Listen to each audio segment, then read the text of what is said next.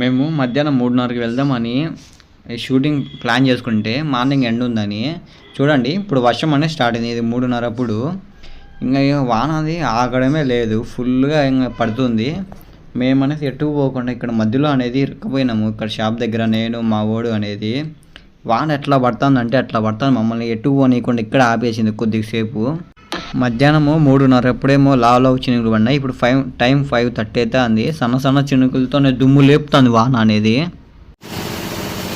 Climate కూడా చాలా కూల్గా ఉంది.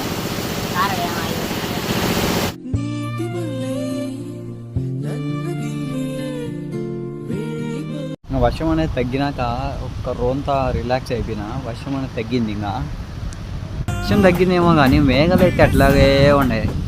మళ్ళీ నైట్కి ఏమో ఇంకొక కోటా తీసుకుంటాం అనుకుంటున్నా వాన నాకు తెలిసి.